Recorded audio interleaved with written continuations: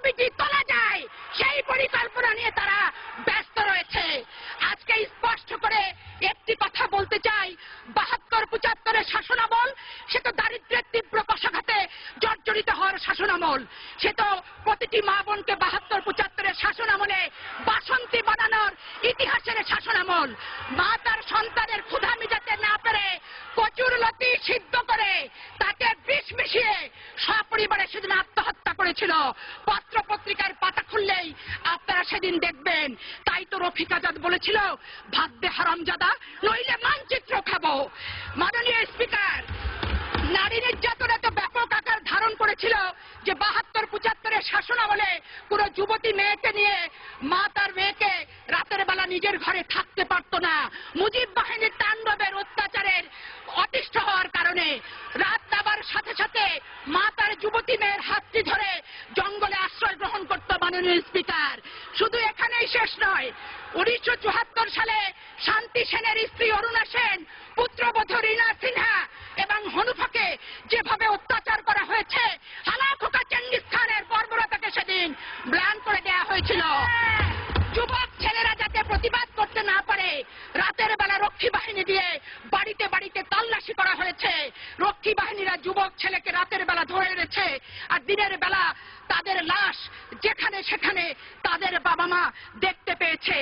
আজকে কথায় কথায় যারা বলেন যে জিয়াউর রহমান নাকি বাংলাদেশে খুনিদের খুন করেছে, আজকে তাদের উদ্দেশ্যে বলতে চাই, ৭২-৭৫-এর শাসনামল তৎকালীন পত্র পত্রিকা বিদেশি বিশেষজ্ঞদের জার্নালিস্টদের যদি মন্তব্য করেন, নিজের চেহারাটা আয়নায় আপনারাই সত্যিকার অর্থে দেখতে পাবেন যে ৭২-৭৫ সালে কারা বাংলাদেশে খুনের রাজত্ব কায়েম করেছিল। মাননীয় স্পিকার, আজকে প্রশ্ন করতে চাই, ১৯৭৪ সালে ১৬ই মার্চ জাসদের মিছিলে গুলি চালিয়ে সেদিন ৫০ জন জাসদ নেতাকে হত্যা করা হয়েছিল। শুধু তাই নয়, জাসদের অফিসে সেদিন আগুন ধরানো হয়েছিল, তাদের পত্রিকা গণকণ্ঠ সেদিন সিজ করা হয়েছিল। ঢাকা বিশ্ববিদ্যালয়ে ৭ জন মেধাবী ছাত্রকে মেশিন গানের গুলিতে সেদিন নিশ্চিহ্ন করেছিল কার শাসনামলে? মাননীয় স্পিকার, আপনাকে প্রশ্ন করতে চাই, আমি প্রশ্ন করতে চাই, ১৯৭৩ সালে পাবনার জেলখানা থেকে ৫ জনকে রাতের অন্ধকারে দ্বীপচরে নিয়ে যে নির্মম নিষ্ঠুরভাবে হত্যা করে বাংলাদেশের ইতিহাসে প্রথম জেল হত্যার ইতিহাস কারা সৃষ্টি করেছিল? মাননীয় স্পিকার, আজকে প্রশ্ন করতে চাই, মাননীয় স্পিকার, আপনার মাধ্যমে সরকারি দলকে সমগ্র বাংলাদেশে আওয়ামী লীগ দুঃশাসনের বিরুদ্ধে আওয়ামী লীগ দুঃশাসনের বিরুদ্ধে সমগ্র বাংলাদেশে জাসদ নেতা কর্মীরা সেদিন প্রতিবাদ করেছিল। আজকে জাসদ মহাজোটের অংশ হয়েছেন, খোশ গল্প করছেন, নিজেদের অস্তিত্ব ভুলে গেছেন, বিগত দিনের ইতিহাস ভুলে গেছেন।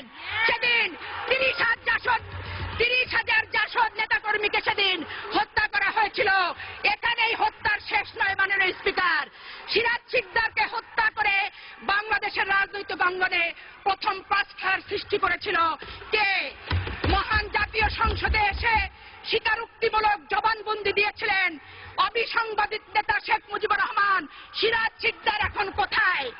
আজকে সরকারি দলকে প্রশ্ন করতে চাই, কথায় কথায় বলেন বাংলাদেশের প্রতিটি ঘরে ঘরে আপনারা আইনের শাসন চালু করবেন। আজকে মাননীয় স্পিকার, আপনার মাধ্যমে স্বরাষ্ট্রমন্ত্রীকে আমি জানতে চাই, সিরাজ শিকদার হত্যার বিচার বাংলাদেশে ওনারা কবে শুরু করবেন? এই কথাগুলি আমার কথা নয়, বিভিন্ন পত্রিকা থেকে প্রাপ্ত তথ্যের ভিত্তিতেই আমি তথ্যমূলকভাবে বক্তব্য উপস্থাপন করতে চাই। মাননীয় স্পিকার, ১৯৭৪ সালের ১৩ ডিসেম্বর শেখ মুজিবুর রহমান সাহেব বলেছিলেন, এতদিন অন্যরা খাইছে, এখন খাইব আমার লোক, কেউ কোনো কথা বললে লাল ঘোড়া দাবড়াইয়া দিমু। উনি আরো লিখেছিলেন, ১৭ মিনিটের আইন পাশ, বাক স্বাধীনতার গলায় ফাঁস। ১৯৭৫-এর ২৫শে জানুয়ারি চতুর্থ সংশোধনী। ১৯৭৩-৭৪ অর্থ বছরে বাংলাদেশের শাসন কার্য পরিচালনা করার জন্য ২০০০ কোটি টাকার প্রয়োজন ছিল। বিদেশি দাতা দেশ দেশগুলো 3000 কোটি টাকা সেদিন দিয়েছিল। আজকে যারা বিএনপিকে দুর্নীতিবাদ বলেন তাদের উদ্দেশ্যে বলতে চাই, বাসন্তীর ভাগের টাকাটাও সেদিন আওয়ামী লীগরা খেয়েছিল। সময় আগে দাঁড়ানো যাবে না, কারণ সময় বাড়ায় দেওয়া হয়েছে, অন্যদেরকে দিবেন। কারণ বিশেষ করুন ইত্তেফাকের হেডলাইন ছিল 3000 কোটি টাকার বিদেশি সাহায্য কোথায় গেল।